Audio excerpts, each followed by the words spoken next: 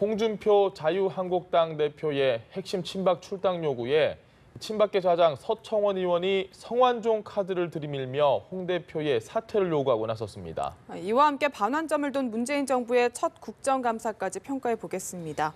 서양호 두문정치전략연구소 소장, 김병민 경희대 교수 두 분 모셨습니다. 안녕하십니까? 안녕하세요. 안녕하세요. 소장님, 어제 이 서청원 의원의 이 발언, 성완종 리스트를 다시 꺼내오고 또 홍 대표도 한번 녹취록 있으면 한번 꺼내봐라. 어떻게 보셨습니까? 일단 뭐 홍준표 대표의 대응은 추후에 논의하기로 하고요. 예. 제가 볼 친박 핵심들 서청원, 최경환 의원은 명분이 좀 없습니다. 흘러간 물로는 물레방아를 돌릴 수 없지 않습니까? 예. 아무리 다급하더라도 과거에 홍준표, 그러니까 본인의 자당의 보수정당의 대표가 한 일에 잘못된 것까지 시시콜콜하게 과거 일을 꺼내서 자신들의 어려움을 하기 위한 정치 공세의 소지로 삼는 것은 박근혜 전 대통령의 국정농단의 핵심적이었던 사람들 아니겠습니까? 예.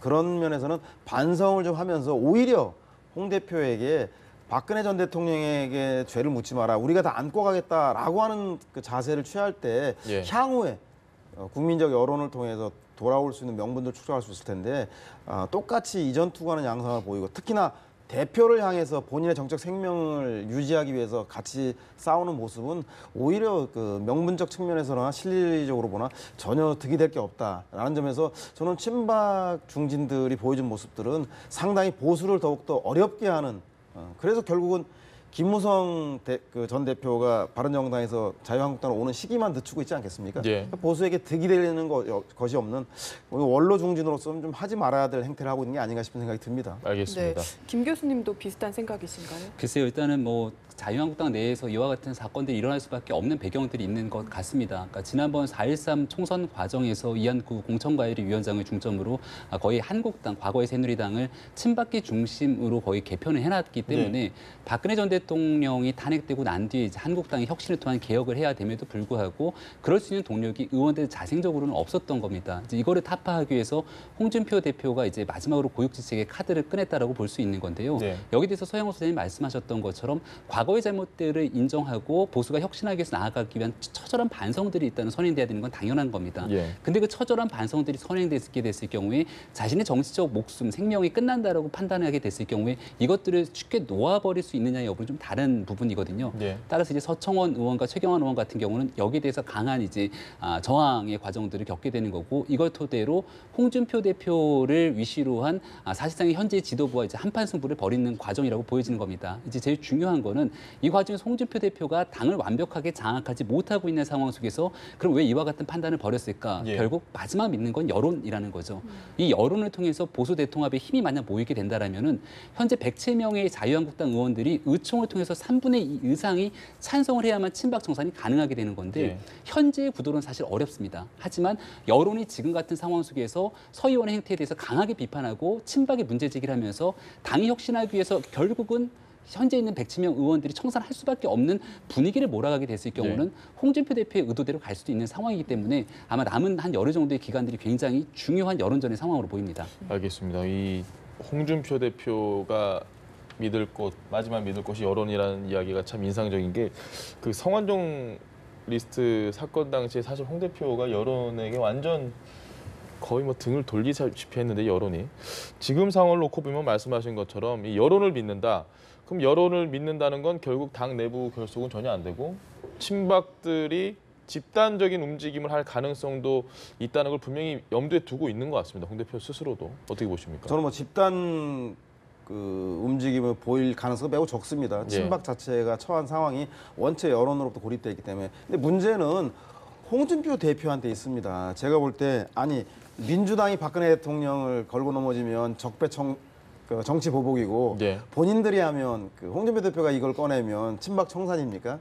제가 볼 때는 그동안 박근혜 전 대통령 문제에 대해서 오히려 정치적인 이해 득실을 가지고 활용했던 것은 홍준표 대표죠. 철저하게 친박 청산에 나선 적이 별로 없습니다. 더더군다나 최근에 박근혜 전 대통령에 대한 일련의 과정에 대해서 문재인 정부의 정치 보복이라고 가장 소리 높여 얘기하는 대목이 있지 않습니까? 이런 과정에서 본인들이 주장하는 친박 청산이라든가 최경환 서청원 대표의 출당에 대해서 구체제와 단절하는 신보수 체제의 새로운 시작이다라고 하는 주장이 어느 정도 설득력을 갖고 있습니까? 그러려면 대선 시기부터 지금까지 일관되게 국정농단의 책임을 통해서 탄핵과 구속에 이르기 위한 책임 있는 정당의 대표로서 사과하고 새로운 보수의 가치를 창출하기 위해서 새로운 인물과 정책적 비전을 제시한 일관되게 갔어야 되는데 단지 그 바른정당 내의 교섭단체를 흔들기 위해서 그 조건인 박근혜 전 대통령의 출당과 최경환 서청원 대표의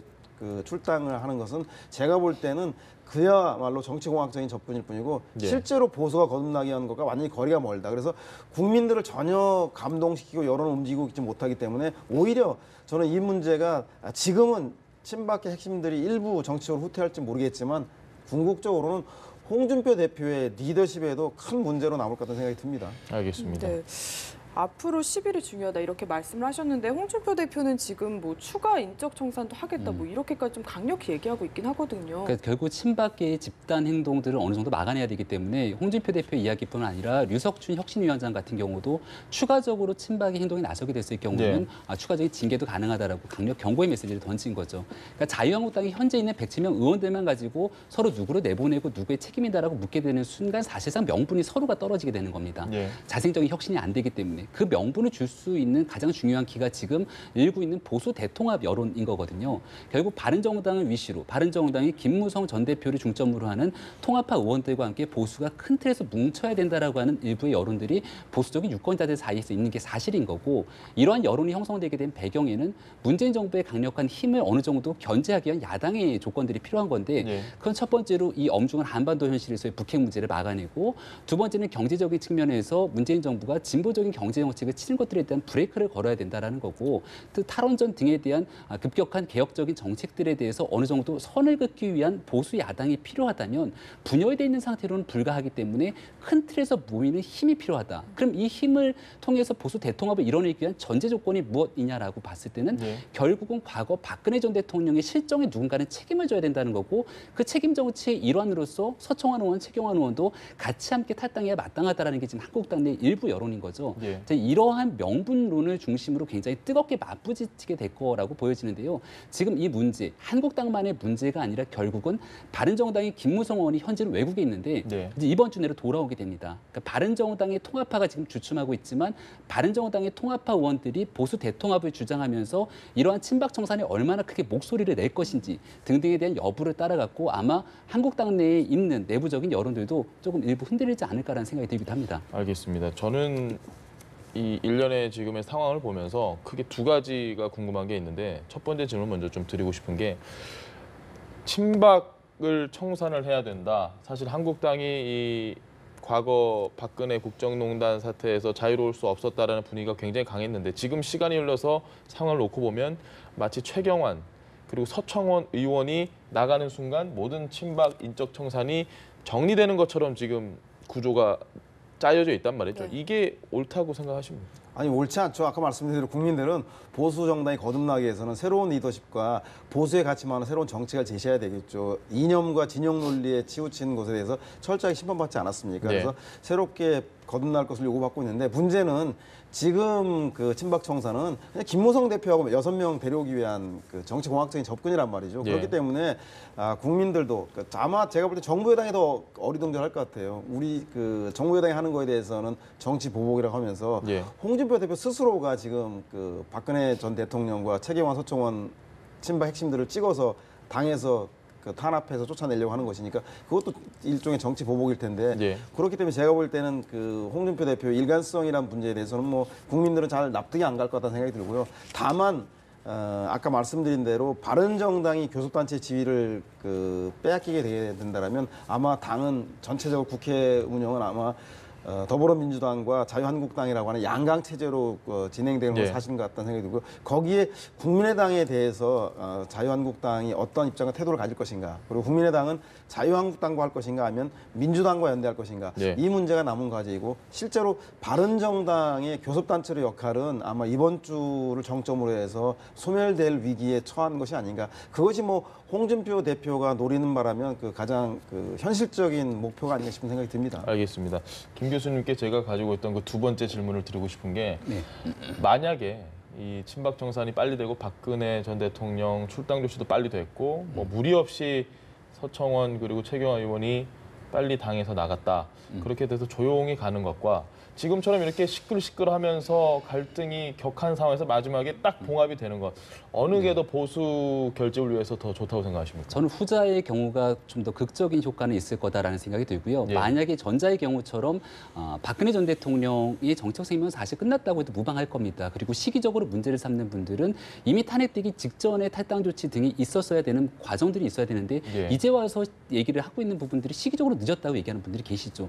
또 서청원 의원과 최경환 의원 같은 경우도 정치적으로 친박계 핵심 인물이었음에도 불구하고 여전히 당내에서의 역할이라든지 향후의 정치적 미래를 고려한다면 그렇게 상징적인 인물이라고 보기도 또 어렵습니다. 예. 근데 다만 이와 같은 분들을 대상으로 적정 수준에서 빠르게 조치를 취해 나갔을 경우에는 한국당이 크게 바뀐 것도 없이 과거 인물 몇 명 쳐내고 나서 끝나는 것이 아니냐라고 얘기할 수도 있는 건데 네. 어저께 있었던 서청원 전 대표의 발언들을 보게 됐을 경우에도 여전히 살아있는 권력으로서 존재하는 모습들을 보여줄 수 있는 거고 서청원 의원이 했던 것은 또 동지라는 표현을 끄집어내게 됩니다. 네. 그러니까 여전히 함께할 수 있는 사람들과 세를 모아서 박근혜 전 대통령과 뜻을 함께하는 것은 아니지만 지금 현재 자유한국당 내에서 세를 함께 더 불려나가고 얼마든지 정치적 미래를 도모할 수 있다는 힘을 보여준 거거든요. 네. 근데 여기에서 만약에 자유한국당 의원들이 과거에는 이한국 공천관리 위원장을 비롯해서 친박계 강력한 힘에 입어갖고선 결국은 의원으로 진입하게 되는데 도움을 받았지만 그럼에도 불구하고 초선 의원들을 중심으로 만약 의원총회에서 3분의 2 이상의 표결을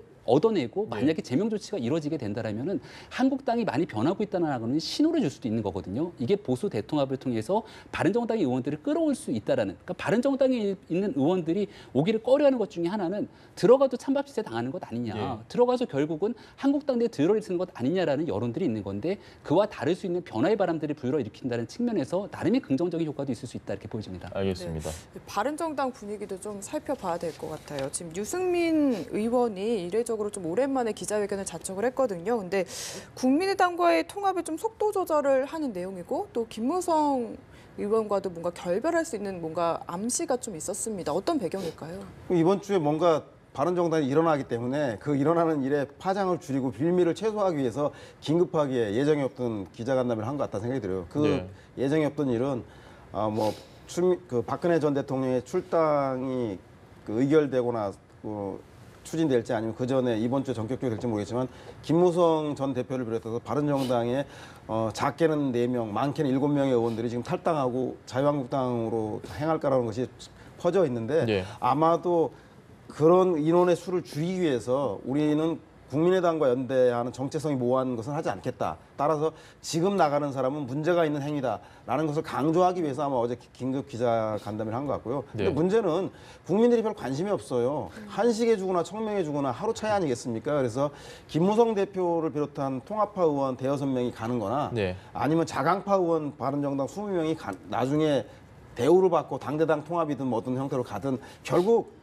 바른정당과 자유한국당은 통합으로 갈 수밖에 없다는 생각이 듭니다. 왜냐하면 지금 현재 국민의당과 바른정당 일부에서 그 중도 통합 정당론을 꺼내자 호남이 지금 벌집 쑤셔놓은 것처럼 들고 일어났습니다. 따라서 안철수 대표도 본전도 못 찾고 있고 바른정당에 있는 유승민 대표도 봐라, 넌 결국은 호남 정당과 통합하려는 정체성이 모호한 사람 아닌가에 대해서 대구 경북 지역에서의 그 지지 기반도 무너질 수밖에 없습니다. 따라서 스스로 지지 기반이 확고한 그 두 지역을 버리고 제3지역에서 새로운 것을 창당한다?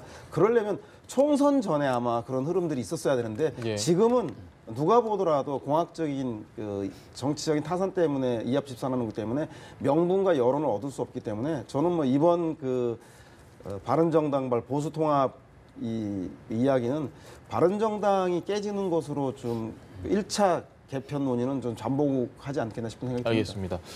교수님 사실 정치는 이런 거다 이런 이야기를 할 때 명분도 없는 거지만 아니 뭐 정치가 다 그렇지 뭐 이런 이야기를 저희가 많이 하는데 김무성 의원을 비롯해서 이 바른정당에서 한국당으로 이제 다시 돌아가려는 분들의 명분은 박근혜 전 대통령 출당 조치가 명분이지 않습니까? 그렇다면 이 말은 다르게 해석을 하면 박근혜 전 대통령이 나가지 않았기 때문에 우리가 바른정당 창당 멤버로 나온 것이야 이건 아니었던 것 같은데 그 당시를 이 바른정당에서 다시 한국당으로 돌아가려는 의원들의 이 명분은 어떻게 보십니까? 그러니까 명분에 그냥 아주 자그마한 명분으로 박 전 대통령의 출당 조치를 얘기하고 있는 거고요. 예. 더 큰 명분은 보수가 통합해야 문재인 정부에 대한 강한 견제 세력으로서 과거의 야당의 역할들을 제대로 할 수 있다는 게 그것보다 훨씬 더 큰 명분이라고 볼 수 있는 겁니다. 다만 합치고 돌아가는 과정 속에서 자유한국당이 전혀 변하지 않았는데 일부에 있는 의원들이 들어간다 한들 자유한국당을 변화시킬 수 있냐라는 메시지들이 있는 거고 예. 자유한국당이 과거와 다르게 우리가 변화시킬 수 있어라는 하나의 신호를 주는 게 박근혜 전 대통령의 출당 조치를 이뤄냈다고 하는 부분으로 볼 수 있는 거죠.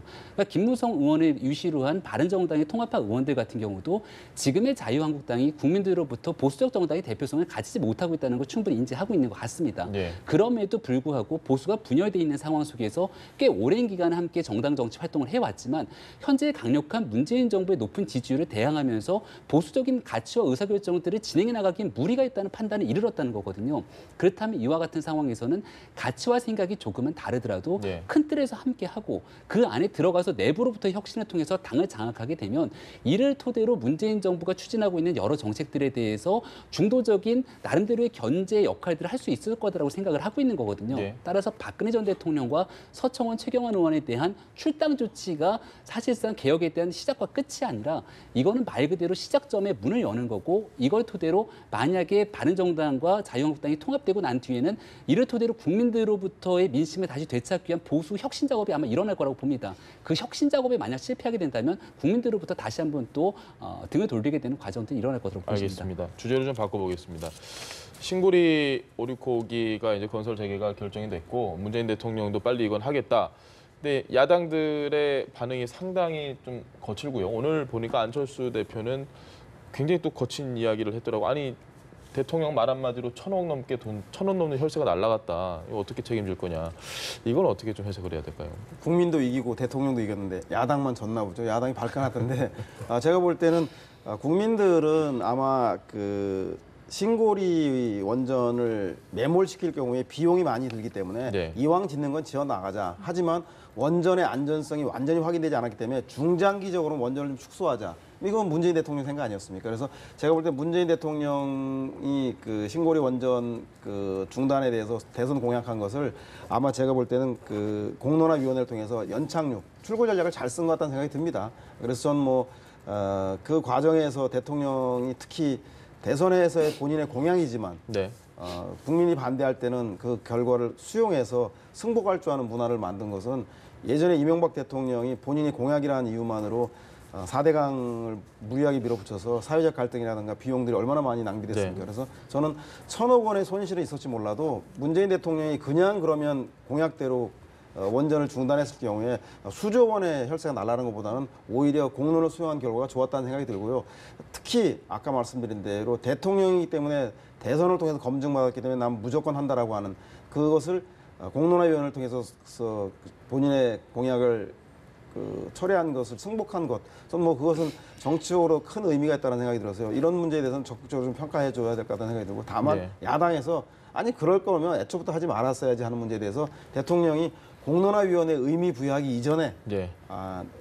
1,000억엔에 대한 혈세에 대해서 일단 낭비되고 공론화 과정을 통해서 이런 지체가 된 국가 정책이 지체된 것에 대해서는 통수권자를 대통령으로서 책임을 통감한다는 얘기 정도 해줬으면 야당도 좀 반발이 좀 덜하지 않겠냐 그런 좀 아쉬운 점이 좀 있습니다. 알겠습니다. 네, 교수님께도 이 탈원전 정책 짧게 좀 이야기 들어보겠습니다. 네네. 일단은 뭐 신고리 5호기, 6호기 그 중단 조치를 하지 않게 된 뭐 공론화위원회의 결과를 존중하고 받아들여야 되는 건 당연한 일이라고 보여지는 거고요. 다만 이 문제도 공약 사업이었고 네. 또 탈핵으로 가는 탈원전으로 가게 되고자 하는 큰 틀의 방향도 문재인 정부의 공약 사업이었습니다. 그럼 하나는 이제 공약 사업이었음에도 불구하고 논란이 됐기 때문에 공론화위를 통해서 의견을 물어본다는 거고, 그럼에도 불구하고 이 탈원전 정책에 대한 큰 틀의 기조는 변함이 없다라고 했는데 여기에 대해서도 국민적인 찬반 양론이 팽배하다면 이 또한 공론화위원회를 통해서 의견을 좀 물어야 되는 것이 아니냐라는 얘기가 나올 수 있기 때문에 예. 전체적으로 국가의 에너지 대계에 대한 큰 틀을 묻는 과정들에 대해서만큼은 국민들의 총체적인 여론을 좀 묻는 과정들이 필요하지 않을까 보여집니다. 알겠습니다. 대담은 오늘 여기까지 진행을 해야 될 것 같습니다. 지금까지 서영호 두문정치전략연구소 소장 그리고 김병민 경희대 교수와 함께 이야기 나눠봤습니다. 두 분 오늘 고맙습니다. 네, 잘 들었습니다.